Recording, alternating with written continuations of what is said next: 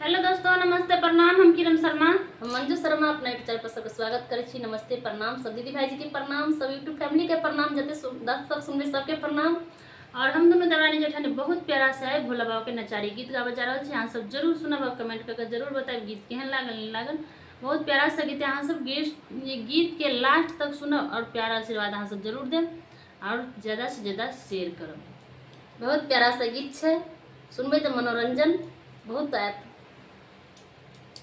देखियो, शिव शंकर चलन कलास बूंदिया बरसन लगी। शिव शंकर चलन कलास बूंदिया बरसन लगी। के ओ नरप लिया है हरे हरे मेहंदी। के ओ नरप लिया है हरे हरे मेहंदी। के ओ नरोप लिया भांग बूंदिया बरसन लगी। के ओ नरोप लिया भांग बूंदिया बरसन लगी। शिव शंकर चलन कलास बूंदिया बरसन लगी। शिव शंकर चलन कलास बूंदिया बरसन लगी। गौरी ने रोप लिया है हरे हरे मेहंदी। गौरी ने रोप लिया है हरे हरे मेहंदी। भोला न रोप लिया भांग बूंदिया बरसन लगी। शिव शंकर चलन कलास बूंदिया बरसन लगी। शिव शंकर चलन कलास बूंदिया बरसन लगी। शिव शंकर चलन कलास बूंदिया बरसन लगी। के ओ न तोड़ लिया है हरे हरे मेहंदी। के ओ न तोड़ लिया है हरे हरे मेहंदी। के ओ न तोड़ लिया भांग बूंदिया बरसन लगी। शिव शंकर चलन कलास बूंदिया बरसन लगी। शिव शंकर चलन कलास बूंदिया बरसन लगी। गौरी ने तोड़ लिया है हरे हरे मेहंदी। गौरी ने तोड़ लिया है हरे हरे मेहंदी। भोला ने तोड़ लिया भांग बूंदिया बरसन लगी।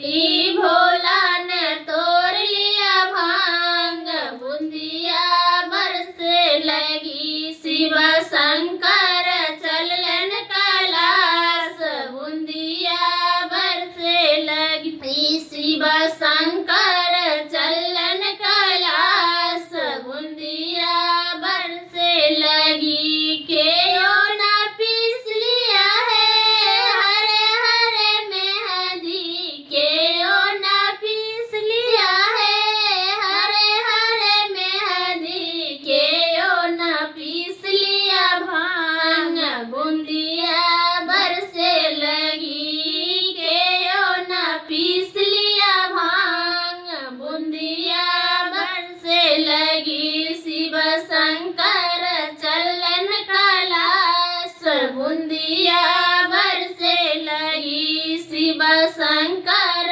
चलन कलास बूंदिया बरसन लगी। गौरी ने पीस लिया है हरे हरे मेहंदी। गौरी ने पीस लिया है हरे हरे मेहंदी। भोला न पीस लिया भांग बूंदिया बरसन लगी। भोला न तोस लिया भांग बूंदिया बरसन लगी। शिव शंकर चलन कलास बूंदिया बरसन लगी। शिव शंकर चलन कलास बूंदिया बरसन लगी। के ओ लाजा